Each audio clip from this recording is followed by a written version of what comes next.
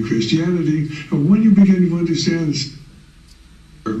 what the American people's the news, behind the news, the story, behind the story, hoping to convince you that reality is usually scoffed at, that illusion is usually king. But in the battle for survival of Western civilization, it's going to be reality and not illusion or delusion that'll determine what the future will bring. Well, today, Professor, we're going to be having Joel Skousen fill in. Certainly, this is Joel's son, Andrew Skousen. We're going to be talking about what's really going on in the world today. Because you see, most of what you read in the media is controlled. What I call the Brotherhood of Darkness controls probably 90% of the outlets here in the United States, the major publishing houses, the major magazines, the major newspapers, certainly, and major radio and television stations. And as a result of that, they largely determine what the American people think. 6 corporations, AOL, Time Warner, they may have broken up, but they still work closely together. Bertelsmann, Viacom, Disney, GE, and Comcast, and they work closely together. And then Fox, which controls the Wall Street Journal, and then it controls the Fox, and it controls Zondervan, the largest Christian publisher, and is doing everything they can to undermine Christianity. And when you begin to understand, some of them pretend to be conservative, some of them pretend to be liberal in Christianity. This isn't it, man. That's Skousen. He just said he's going to be on. Just keep going. That's going on around the world. This week we'll analyze 3 major areas where globalism is struggling to maintain its control agenda. These are the EU crisis, Japan's... Okay, that's what I want to talk about. You see the email? No, this one I'm saying, Skousen was talking. Do you see the email? Go to Yahoo. It's on the top. It's right next to the... Go up. There you go. Okay, you see there? It says second hour. Maybe it's at the first hour. So go to 117, second hour on Radio Liberty. Go up. Go up. That you're gonna hit the. That's the article on the gun control. Okay. Go back to the email. Okay. Scroll up. See where it says Radio Liberty? Right. Go to 117. Come down. Oh, okay. You just passed it. Scroll up. Oh, it said 117, so maybe it's okay. Come down. Okay, One more. Okay, this is it. Hour 2. Right. Okay, the important thing here is to listen to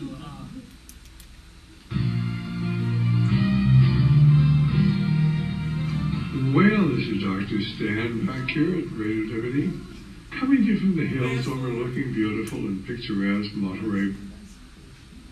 Presidents are always stepping around. Presidents are always executive order on guns. The story behind the story, hoping to convince you that reality is usually scoffed at and that illusion is usually king.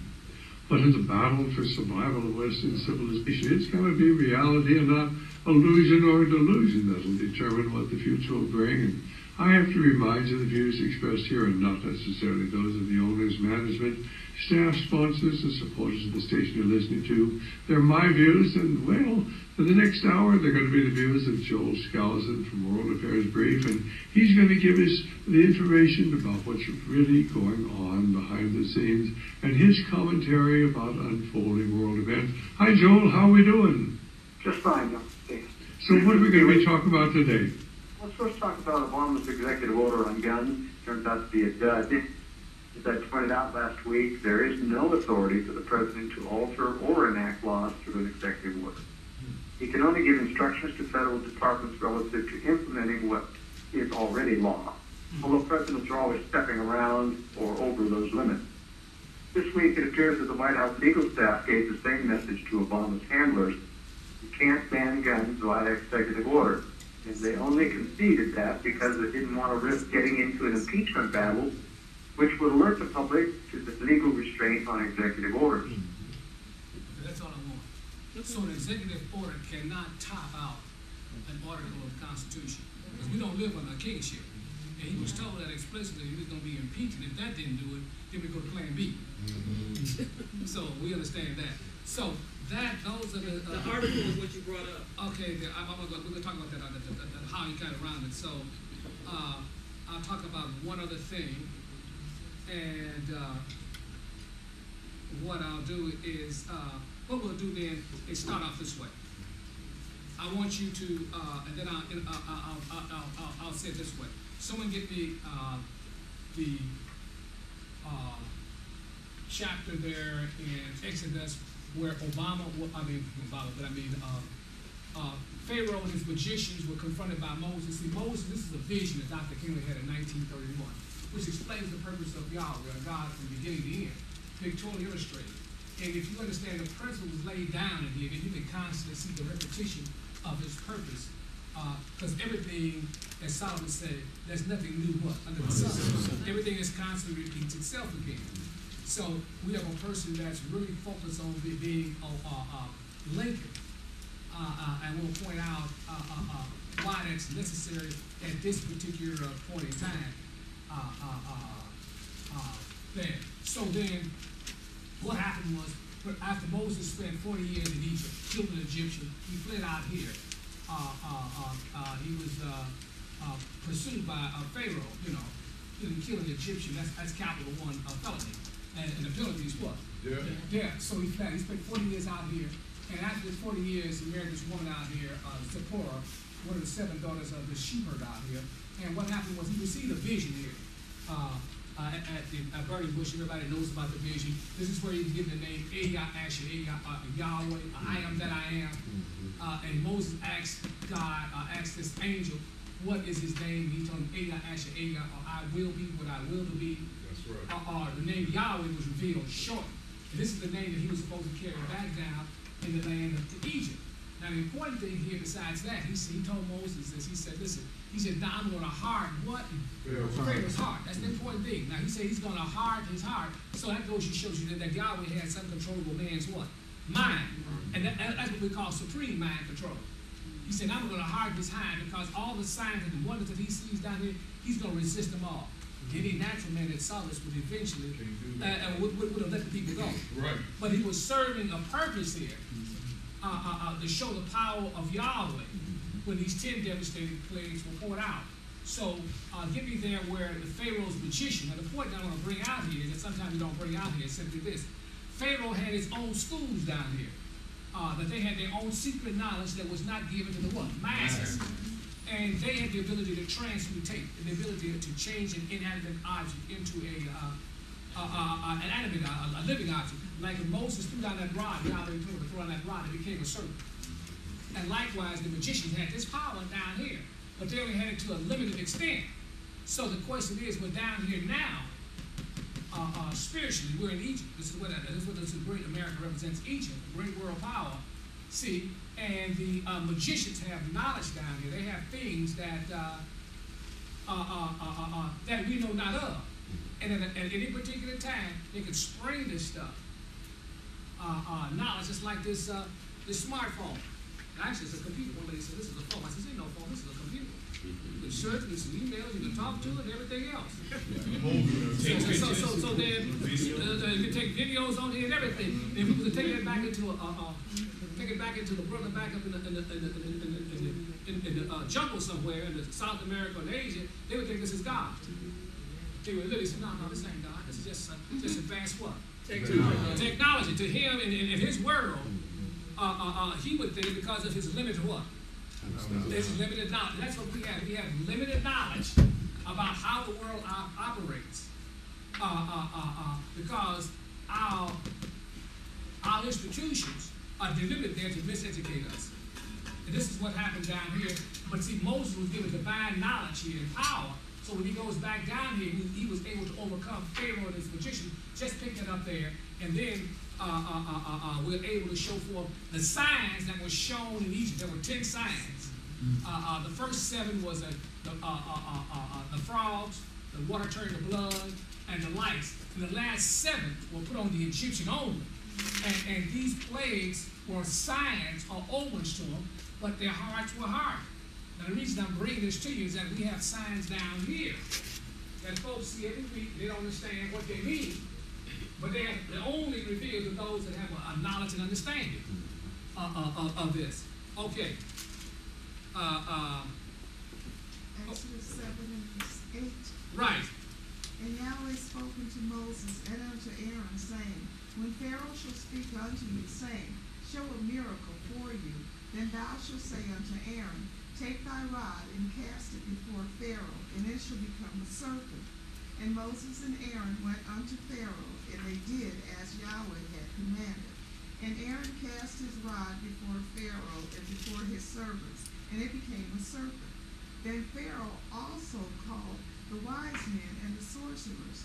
Now the magicians of Egypt, they also did in like manner with their enchantments. So you had advanced school of technology that the Israelites, the average Egyptian or Israelite, didn't have a clue what was going on. And when they were shown those signs, they went somewhere and sat down and told them, said, we believe that you're God in the body. And we ain't got no doubt about it. Whatever you say, we work. We do. That's the same thing we do down here. Whatever church tell you do, we want a payment here on the 15th. If you let me pay $25. Right. That's how they treat you. They say if you niggas mad, we put some on your credit card, on your credit record. And then when you go out and get a car, it's 30% what? Interest. So who you think you're playing with? You will obey Pharaoh. So that's how he has set the system up. This is the same technology that was existing down here. Now we're being made aware of it as people begin to reveal. Yahweh brings these things to the light. Eventually, they were overthrown. But these ideas of these signs and wonders that was down here in Egypt. So now, as the Messiah himself in his ministry, he did great signs and what? Wonders in his ministry, healing the sick, raising the dead, prophetically speaking things that was to come, and etc. And then he said the people's hearts were still what? Hard. See, they refused to, they resist these signs, as Pharaoh down here resisted what? These signs. See, so in other words, Pharaoh was a rebellion here, and Israel was a rebellion against Yahshua Messiah, who the world calls Jesus Christ. And we'll pick that up in the 11th chapter of Matthew in just a moment. But let us go into some of the signs that we see every day are there. So let us leave brothers against brothers. Now this is the first time, and I had talked with someone before about, it was about 2 weeks before that. I said, wouldn't it be something if both brothers, 49ers and the Ravens, come together in the Super Bowl? He said, man, that would be something. I said, that's brothers against brothers. He said, what does that mean? I said, there's two things. Cain and Abel. That'd be Cain and Abel. It could be Lucifer and who? And Lucifer and Yahshua, and some saying that's what ultimately is. See, that you have, or brother against brother, as we're going to show forth in the scripture. It says, I didn't come to bring peace, but I came to bring a what? Sword. See, now the ironic part was, when Yahshua's disciples were walking around, they were all packing. They all had swords. Here it was with God in the body. In fact, if you don't believe it, St. Peter cut the man's ear off. Cut his ear off. So then if they were packing down there with God in the body, should we be packing down here? They got all these people around here. Pookie and Ray running around here. See, and we find out that most, the people with the most guns have the less crime. White people don't have no drive-bys in their neighborhood. You see what I'm saying? That's what I'm saying. And see, we the least, and then our leaders get up and tell us, we want the guns, Jesse Jackson. Father what? See, all these people get up, they're your leader. See, and history shows, statistically shows, wherever people are heavily armed, you have the lowest what? Crime. People, you know, if a guy's going to rob somebody, the least time you're going to do is beat somebody that's got a pistol himself. Because it's even what? It's an even match.